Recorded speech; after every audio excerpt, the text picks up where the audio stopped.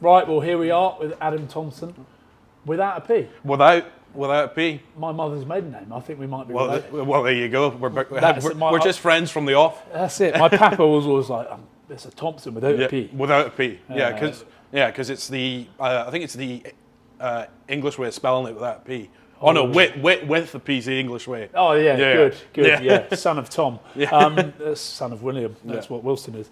Adam, tell me, what is you're new to First Point USA. What is the role that you've taken on? So I have come on to join the company as a rugby consultant. I go out to trials and kind of give the presentation and show what life is like in the US for potential student athletes. And then also I run the trials as well with my colleague Shona. So going out, setting up all the drills and also assessing the players that come to our trials. Yeah, so it's really important that you mentioned straight away that you've obviously been through a system. So for someone that has been through the whole process of going to a trial and then getting placed at a scholarship, it's really important that you've been through it so you can obviously lend your words of wisdom and sort of give a little bit of advice to some of the kids that come through, right? Yeah, so I'm a former First Point client myself. I came through the company started in September 2015, was with the company for a year, then went out to the US in August of 2016. So I think I bring a really unique perspective when I'm going out and speaking to kids and their families as someone who's been out there and actually done it. I think that's really, really helpful for them when they're going through that process themselves. Where did you start out playing rugby then? So I started out playing rugby when I was 7 years old, round about at a club called D-Side, just outside of Aberdeen. Playing Cali 2, Cali 3 kind of regional level rugby. Was never really involved with the Scotland Academies side, so the regional academies until I was about 18. So I was a bit of a late bloomer when it came to my rugby until I started taking it a bit more seriously than I had before. And then I found the opportunity to go out to the States and really develop as a player while getting a full-time education as well. And do you remember going back to that trial when you went along to one of your trials? What was it like? I bet for some of the kids it's quite nerve-wracking. And what was in your mind? What did you expect? And then actually, what did you come across? I kind of didn't know what to expect. The ad for the trial, I was working in Tesco. It was after I'd left school. The ad for the trial literally came up on my phone one morning when I was opening the shop at 6 a.m. and I just signed up for it. So yeah, I went to the trial. I was nervous at the time. I was really impressed with the staff that were there that did the presentation and everything.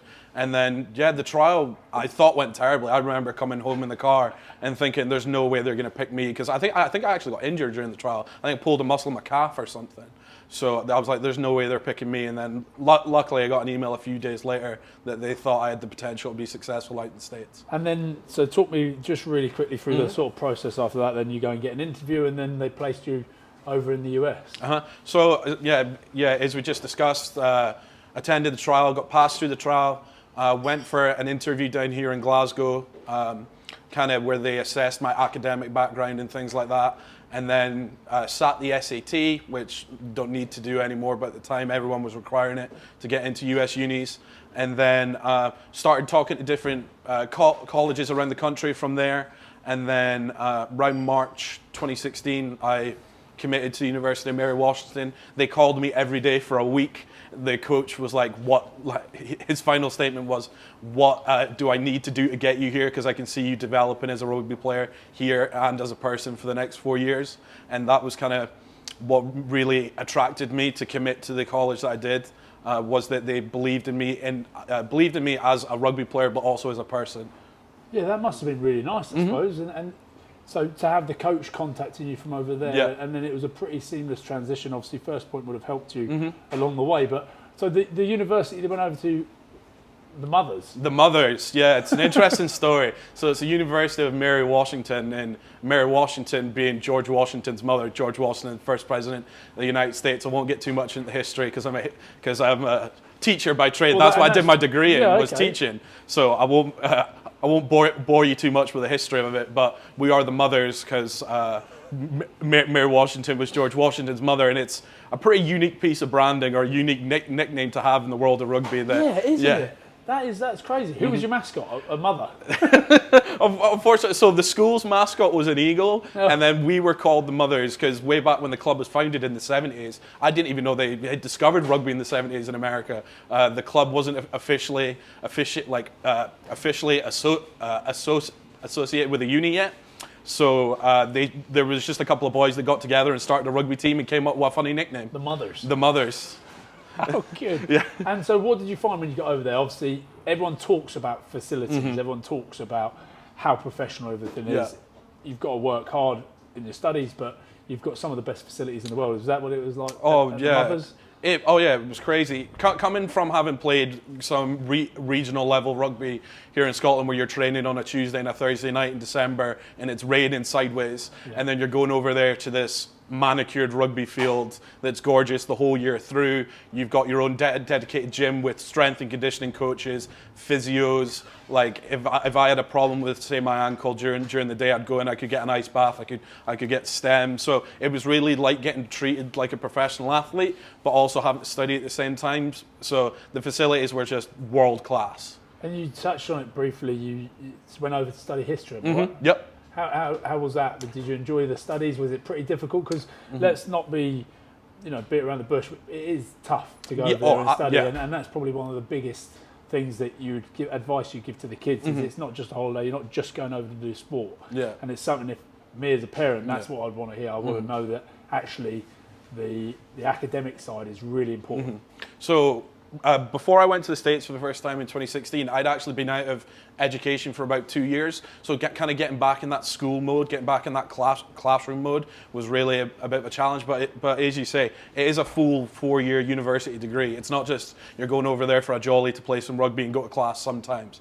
So there was some times that I really had to knuckle down with my studies and be like, oh, this is really, really serious. So there was challenges, especially going over to America and studying history.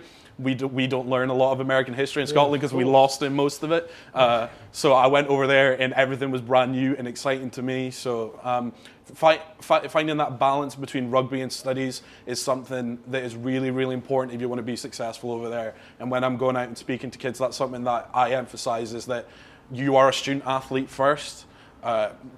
You are a student athlete rather than an athlete student, and the student's got to come first. You have basically two pillars, and you need to make sure that you're balancing your time between the both of them.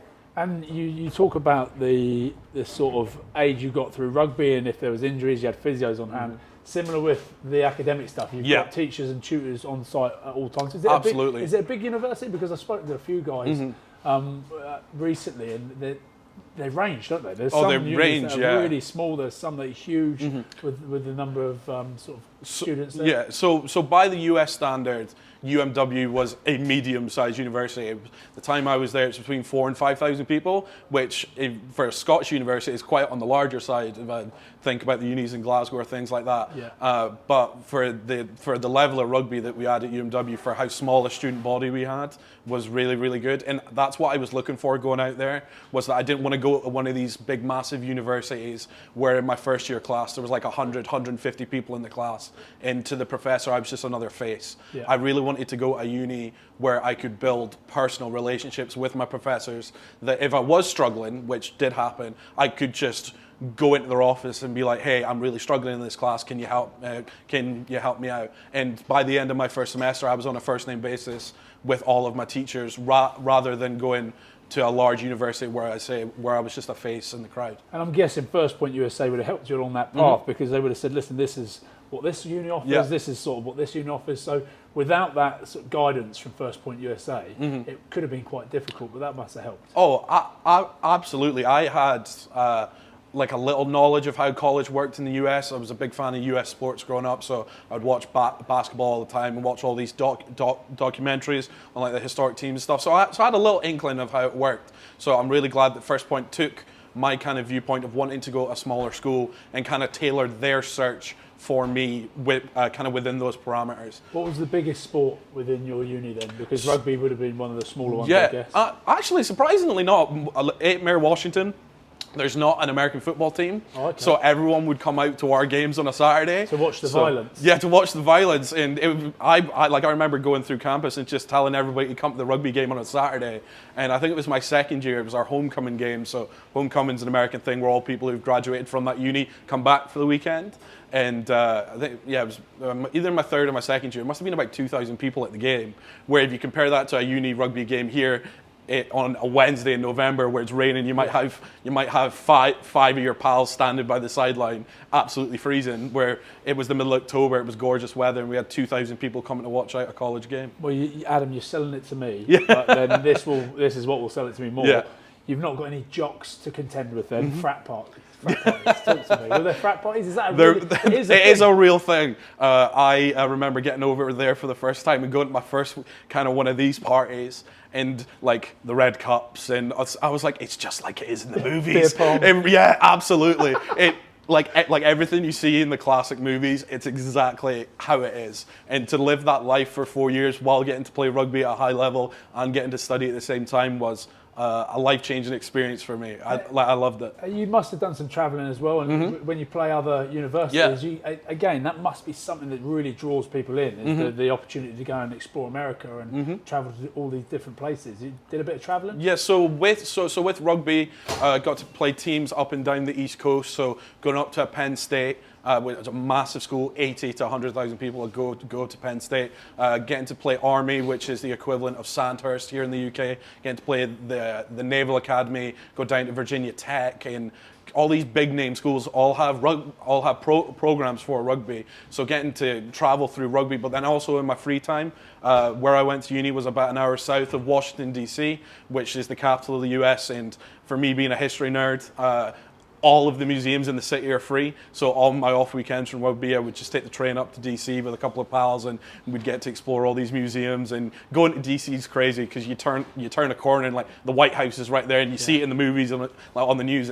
It's much smaller than you expect it to be when you actually get to see it in person, but still getting to visit all these historical places and travel with rugby and then outside of rugby was really, really cool. And that's quite fitting because then you end up doing an internship at DC, Old Glory, one of the MLR teams. Yeah, so that came about through the guy who recruited me to go to Mary Washington in the first place. He took a role with Old Glory as one of their first director of operations when they first started back in 2020. So I got to intern with them through the start of the 2020 season, and then later through summers of 2021 and 2022 as well. So we've actually got a friend in common. There was Pump, as he's known in circles in Glasgow. John Manson was over with the brains of Glasgow Warriors, is what he tells me.